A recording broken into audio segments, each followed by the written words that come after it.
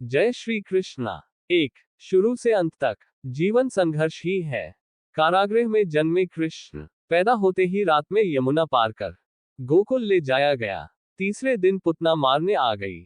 यहां से शुरू हुआ संघर्ष। देह त्यागने से पहले द्वारिका डुबोने तक रहा।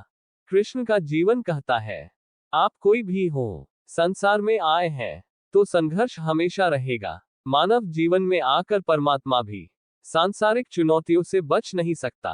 कृष्ण ने कभी किसी बात की शिकायत नहीं की, हर परिस्थिति को जिया और जीता।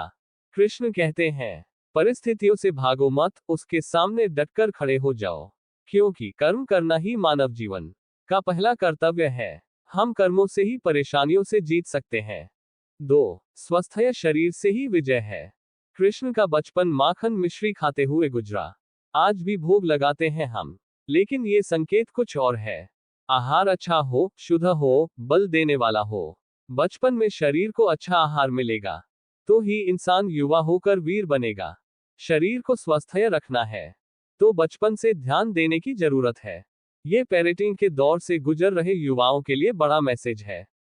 अपने बच्चों को ऐसा खाना दें जो उनको बल दे।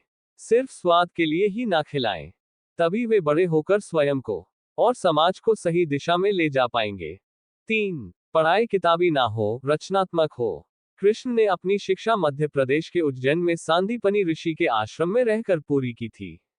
कहा जाता है 64 दिन में उन्होंने 64 कलाओं का ज्ञान हासिल कर लिया था। वैदिक ज्ञान के अलावा उन्होंने कलाएं सीखी।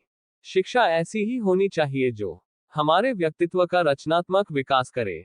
संगीत, नृत्य, युद्ध सहित 64 कलाओं कृष्ण के व्यक्तित्व का हिस्सा है। बच्चों में कोरा ज्ञान ना भरें, उनकी रचनात्मकता को नए आयाम मिले, ऐसी शिक्षा व्यवस्था हो।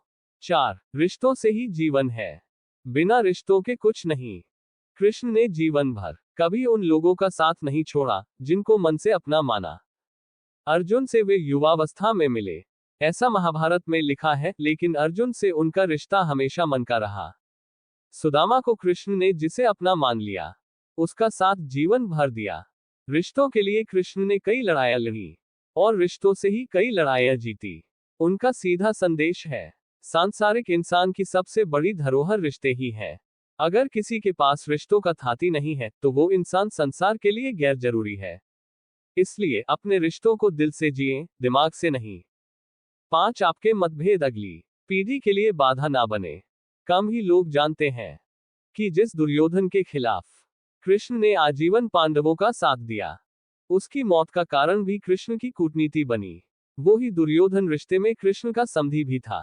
कृष्ण के पुत्र सांब ने दुर्योधन की बेटी लक्ष्मणा का अपहरण करके उससे विवाह किया था, क्योंकि लक्ष्मणा सांब से विवाह करना चाहती थी, लेकिन दुर्योधन खिलाफ था। सांब को कौरवों ने बंदी भी बनाया था। तब कृष्ण ने दुर्योधन को समझाया था कि हमारे मतभेद अपनी जगह हैं, लेकिन हमारे विचार हमारे बच्चों के भविष्य में बाधा नहीं बनने चाहिए।